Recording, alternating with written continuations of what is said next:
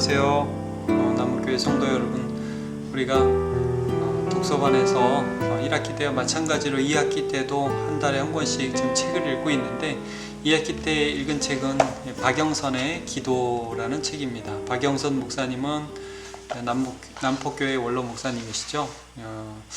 기도에 대해서 참 중요한 원리를 잘 설명해 주셨다고 생각이 되는데요. 또 하나하나 좀 따져보면서 하나님 말씀을 또 적용해보고 생각해보는 시간이 되었으면 좋겠습니다. 네, 박영선의 기도라는 책 지금부터 리뷰 좀 하는데요. 기도에 대한 4가지 질문에 답을 주고 있다고 보여집니다. 첫 번째로는 기도란 무엇인가, 여기에 대해서 이제 우리가 성경적으로 정리해 보는 거죠. 그리고 잘못된 기도의 예들, 이런 방향으로 가면 안 된다는 걸 정리하고 있죠. 그 다음에 그러면 우리가 기도에 있어서 내용들은 무엇인가, 이제 무엇을 어떻게 좀 기도해야 되는가, 내용과 어떤 방법인가 라는 거죠.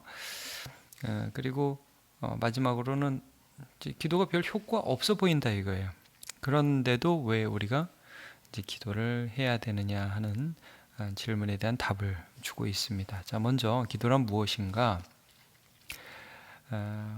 이제 리뷰, 우리 독서반에서 숙제를 하신 많은 분들이 이제 특권이라는 말을 좀 계속해서 써주셨는데, 이 책에 이 말이 많이 나오거든요.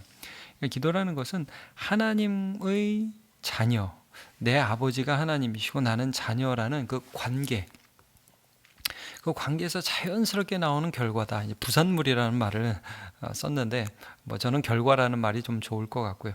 그러니까 우리가 아버지와 아들이라면 당연히 대화를 할 거 아니에요. 관계를 가지니까. 그게 기도라는 거예요. 기도라는 것은 아주 자연스러운 결과물이다. 관계가 있다면 생길 수밖에 없는, 관계 없다면 우리는 대화 안 하겠죠. 그러나 관계가 있다면 당연히 대화를 한다. 그래서 기도라는 정의를 관계에서 찾았습니다. 그러면 당연히 관계의 그 기초가 되는 근거가 있을 거 아니에요. 그리스도로 말미암아, 이 6장의 이 부분이 나오는데, 기도라는 것은 예수 그리스도의 은혜로 얻은 자녀의 특권이다. 예수님이 나를 구속하셔서 우리가 그의 피로 산 바 되어서 하나님의 자녀가 되죠. 기도가 가능해졌다는 거예요. 하나님이 내 기도를 들어주실까? 당연히 예수님 때문에 들어주신다는, 이게 기도의 어떤 기초가 된다는 것. 이 특권을 모르고 기도하니까 권총을 들고 있으면서 총보다 칼이 낫다 우기는 꼴로 살아가고 있습니다. 기도해서 뭐해? 다른 거 해야지. 돈이나 벌어야지. 이 특권을 모르니까. 내가 아들인데, 내가 딸인데 아버지께 당연히 구하고 그 관계 속에서 풍성함을 누릴 수 있는데, 이걸 모르면 이게 기도를 안 할 수밖에 없다는 거죠. 자, 4장에 보면 언약의 하나님이라는 부분이 나오는데, 다니엘이 이제 70년 포로 기간의 의미를 깨닫죠. 이게 우리를 버리는 게 아니다. 오히려 희년적인 의미가 있고, 땅이 쉬고 이제 하나님 우리를 다시 새롭게 하실 것이다. 그래서 하나님의 약속을 깨닫고 나서 내가 강구한다 그러거든요. 그의 기도는 말할 수 없이 깊고 깊은 하나님의 은총에 근거하여 나오는 것입니다. 그러니까 기도라는 것이 어떻게 보면 막 우리가 그 은총과 은혜를 모르면 막 떼를 쓰게 되잖아요. 우리가 나중에 더 보겠지만, 그러나 예수님 안에서 하나님이 얼마나 좋으신 분인지를 알기 때문에 그를 믿는 믿음으로 하나님께 나아가는 게 기도라는 거예요. 기도자의 첫걸음이라는 부분을 이제 1장에서 다루는데, 거기서 그래서 태도가 나와요. 자랑이 아니라 항복이다, 이런 표현. 이제 재밌는 표현이에요. 자랑이 아니라 행복이다. 하나님 저 이거 했어요가 아니라, 하나님 저 아무것도 아니에요. 하나님이 해주셔야 될 거 아니에요. 두 손 들고 나온다는 거예요. 기도라는 게. 그러니까 하나님과 나와의 관계에서, 근데 아무것도 아니고 하나님이 내 왕이시고 내 주인이시고 내 아버지시니까 하나님 책임져 주세요라고 두 손 들고 나오는 게 기도라는 거죠. 그래서 이런 표현을 거기서 성경에서 이제 보잖아요. 마가복음 9장 29절, 굉장히 유명한 구절이에요. 기도 외에는 다른 것으로 이런 종교가 나갈 수가 없느니라. 제자들이 귀신 들린 아들을 데리고 온 아버지에게 만족을 못 줬죠. 아들이 귀신에서 노인받지 못했어요. 예수님이 하시니까 나갔어요. 예수님이 쫓아내니까 나갔어요. 어떻게 이런 일이 나가요? 이런 일이 나타날 수 있어요? 기도 외에는 다른 것으로 이런 종교가 나갈 수 없느냐. 이 말은 니네 힘으로 하는 게 아니라 하나님이 하셔야 되는 거다라는 거죠. 기도는 하나님의 능력의 통로인 것이에요. 기도라는 것은. 그러니까 하나님만 하실 수 있는 일. 그것을 기도를 통해서 하신다는 것을 말씀하고 있습니다. 자, 그래서 첫 번째, 기도란 무엇인가? 우리 지금 쭉 살펴봤죠? 하나님이 나의 아버지이시기 때문에 되는 일들이고 하나님만 하실 수 있는 일들을 구하는 것인데, 이걸 이제 하면서 잘못된 기도가 무엇인가를 특별히 좀 다뤄야. 잘못된 기도, 하나님을 비인격적으로 대우하는 것이 잘못된 기도입니다. 뭐 내놔라 그러면 나오고, 돈 넣으면 나오고, 요 정도 하면 요 정도 결과 나오고, 이거는 자판기 대우하듯 하는 거죠. 열심으로 하나님을 감동시켜서 결과를 얻으려는 태도, 이게 인풋이 되면 당연히 이게 나와야 돼라는 어떤 그 비인격적인 행위가 잘못된 기도의 예죠. 귀 기울이시는 하나님이라는 부분을 2장에서 이제 다루는데, 이제 과부의 기도 유명하죠. 굉장히 광팍하고 완고한 재판관이 있는데 자꾸 가서 억울함을 호소했더니 귀찮아서 들어줬다. 하나님이 너네 안 들어주겠느냐.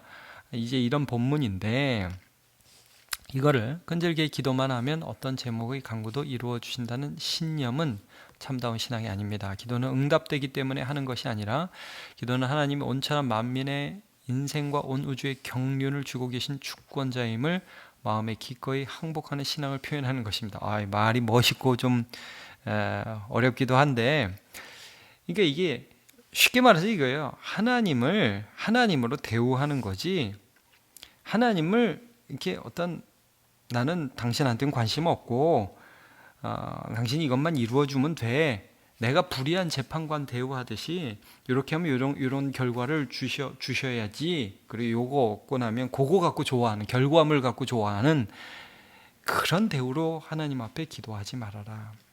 여러분, 기도 한 번 할 때마다, 응답 한 번 받을 때마다 우리는 하나님을 사랑하게 되는 겁니다. 자, 강청하는 기도. 근데 저는 이 3장이 좀 그래도 재밌어요. 그럼 뭐 기도를 좀 고품격으로 해야겠네. 그게 아니라는 거예요. 그러니까 하나님을 하나님으로 대우하는 기도가 어린아이 같은 모습이라 할지라도, 똑같이 좀 부족한 기도라도 말이에요. 그게 어린아이가 아빠한테 나 이거 줘, 사줘, 막 어떨 땐 떼쓰기도 하고 그러죠. 근데 그렇게 시작한다는 거예요. 그건 아빠를 아빠로 대우하는 거니까. 그래서 여러분, 기도에는 높은 수준의 기도 있고 그렇지 못한 기도가 있습니다. 애들이 아빠한테 구하는 게 있고, 청년, 또 뭐 더 나이 들어서 아빠와 대화하는 그런 기도가 있을 수 있잖아요. 대화의 수준이 다를 수밖에 없다는 거예요. 근데 모든 기도는 처음은 다 말이 안 되는 기도에서 출발한다. 그래서 이 박영선 목사님이 좀 굉장히 좀 우리에게 자유함을 좀 줘요. 처음에는 뭐 어떻게 대단한 기도를 하고, 뭐 예수님의 주기도문 같이 우리가 어떻게 기도를 해요. 하나님 저 힘들어요, 도와주세요, 이런 것부터 시작하는 거지. 정당한 기도는 철이 난 다음에 하는 것이고, 미숙한 기도에서 시작하는, 아니면 멋있고 아름다운 기도도 하지 못하게 됩니다. 유치한 기도로도 시작하십시오. 이것도 정당한 기도입니다. 그래서 여러분, 잘못된 기도는 막 자기의 의의를 드러내서 하나님께 뭘 끄집어내려는 기도라면, 강청하며 어린아이가 참 이거 안 되면 안 된다고 하나님을 바라보는 그런 기도도 하나님 앞에 정당한 기도라는 것을 말을 해줍니다. 그래서 요거는 굉장히 어떤 그 원리를 붙들면서, 외형적으로는 비슷할 수 있지만 원리를 붙들면서 우리가 기도에 적용할 수 있을 것 같아요. 그러니까 여러분, 기도를 처음에 너무 수준 높게 하려고 하지 마세요. 저도 그래요. 어린아이답게 하면서, 하나님 알아가면서, 그 다음에 우리가 기도할 그 내용이 또 보이기 시작하는 거죠. 자, 무엇을 어떻게 기도하여야 하는가? 이제 두세 사람이 내 이름으로 모인 곳에 나도 그들 중에 있느니라, 이 부분을 통해서 우리가 함께 기도해야 함을 말씀해요. 그럼 성령 안에서 기도해야 함을 말씀해요. 어떻게 된 대답도 되면서 무엇에 대한 대답도 돼요. 자, 좀 어떤 내용인지 볼게요. 5장에 이런 내용이 있어요. 두세 사람이 내 이름으로 하는 기도. 이거를 박영선 목사님은 이렇게 적용을 했어요. 이런 부분이 있다고 저도 보여줘요. 그게 뭐냐면 우리의 기도가 진실하게 누구와도 같이 할 수 있는 내용인지 돌아보라 이렇게 해요. 너무 이기적이고 너무 자기 아집에 빠져있는 기도는 아닌지, 그 기도 제목을 서로 나누고 그것을 위해서 기도해주고 하는 것들이 굉장히 중요하다는 거죠. 그래서 함께 교회를 이루어서 기도하는 것, 서로를 위해서 기도해주라, 이런 것들이 내용에도 영향을 미친다는 거예요. 서로 기도하는데 뭐 무조건 돈만 많게 해주세요 이렇게 기도 부탁을 할 수 없잖아요. 그 다음에 성령 안에서라는 것을 기준점으로 제시하는데 이게 중요한 믿음이에요. 이거는 성령께서 우리의 기도의 내용을 인도하신다는 거예요. 그러니까 신자는 희한하게 하나님을 알고 하나님만이 주실 수 있는 것에 관심을 가져요. 왜? 성령님이 계시기 때문에. 그러니까 뭐 그 무당 찾듯이 저 원수 죽여주세요 뭐 이렇게 우리가 기도할 수가 없어요. 왜? 우리 안에 성령이 계시고 성령께서 하나님의 말씀 안에서 우리를 인도해 주시기 때문이에요. 그래서 우리가 성령이 계시기에 우리가 하나님의 뜻을 거스르는 길로 가고자 할 때마다 마음의 거부감이 느껴지는 것, 성령께서 우리 속에서 역사하시는 것, 기도할 때도 성령님이 우리 안에서 역사하십니다. 그래서 기도할 때 말씀을 깊이 묵상하면서 내 안에서 하나님의 인도하심을 바라면서 기도하는 게 중요해요. 이제 우리는 통성 기도하면 막 그냥 크게 하는 게 너무 중요한 것처럼 많이 배웠는데, 물론 그것도 이제 우리 속에서 터져 나올 때 그렇게 할 수 있죠. 그러나 내 안에서 역사하시는 성령님을 따라서 기도하는 거예요. 어떤 때는 누가 생각나기도 하고, 어떤 때는 죄가 회개되기도 하고, 좀 더 고차원적인 하나님의 뜻을 따라가면서 기도하죠. 그게 성령 안에서 기도하는 거예요. 자, 구해야 하는 것 8장. 그래서 이제 이분이 좀 더 아까 강청하는 기도에서는 굉장히 유치한 기도도 정당하다 그랬는데, 구해야 하는 것, 여기에서 이제 남에게 대접을 받고자 하는 대로 너희도 남을 대접하라. 요 앞에 이제 구하라, 찾으라, 문을 두드리라 이 말씀이 있거든요. 이게 뭐냐? 하나님께 대접을 받고 싶다면, 응답을 원한다면 너희도 하나님을 대접하라는 것. 이게 사랑하는 것이며 이웃을 사랑하는 것이니까 하나님께 뭘 구해야 되냐면 이거 주세요 라고 기도할 때에 하나님 저를 통해서 저 사람을 채워주세요 라는 기도를 하는 게 더 맞다는 거예요. 이 좀 말이 어려운가요? 물론 우리가 이거 주세요 저거 주세요 하나님 앞에 간구하죠. 근데 그걸 정말 원한다면, 하나님을 만나고 있다면, 하나님이 나를 채워주시기 원한다면 하나님 저를 통해서 저 사람을 하나님이 대접해 주세요. 그럼 내가 하나님을 대접한 꼴이 되고 하나님이 나에게 응답을 주실 거라는 말씀을 해주고 있으니까 기도가 내 필요만을 원하는 것이 아니라 하나님이 오늘 원하시는 것이 무엇인지를 깨닫고 그것을 간구하라는 거예요. 그래서 주기도문을 여러분 기억해 보세요. 하늘에 계신 우리 아버지의 이름이 거룩히 여김을 받으시며 나라가 임하시고 뜻이 하늘에서 이룬 것 같이 땅에서도 이루어지다 그러죠. 하나님의 뜻이 땅에서 이루어지기를 바라요. 누구를 통해서? 나를 통해서. 그걸 기도하라는 말씀입니다. 참된 기도는 세상이 주지 못하는 것을 구하는 간구입니다. 그런 사람은 사랑을 간구하고, 이게 너무 하나님 저 사랑하고 싶습니다. 충성을 다짐하며 하나님 저의 삶을 써주시옵소서. 용서하기를 바라고, 저 죽여주세요. 저는 원수 갚아주세요. 물론 이런 기도도 할 수 있어요. 너무 힘드니까. 그러나 하나님 용서하기 바랍니다. 인도해 주세요. 이런 기도 더 할 수 있죠. 더 말씀을 깨닫기 바라고 죄악에서 떠나기를 갈망하며 하나님의 거룩하심을 따라 자신도 거룩해지기를 소원합니다. 이런 것들이 정말 우리가 간구해야 할 바들이죠. 근데 성령께서 그렇게 진짜 인도해 주세요. 자, 마지막. 그럼에도 왜 기도해야 하는가라는 주제를 잠깐 나누도록 하겠습니다. 하나님이 일하고 계시다. 그러니까 내 기도 제목보다 하나님은 크게 일하신다. 그 크심이 결과의 어떤 성격도 그렇지만 시간으로도 그렇고요. 내가 원하는 타이밍과도 다를 수 있고요. 결과적으로 여러분, 그래서 우리는 기도를 통해서 내 뜻은 안 이루어질 수 있지만 하나님의 뜻은 이루어지고 또 하나님과 더 친밀해지는 과정의 삶을 살아가게 되죠. 자, 그래서 왜 기도해야 되는가의 답은 첫 번째, 믿음으로 살기 위해서입니다. 믿음으로 살기 위해서.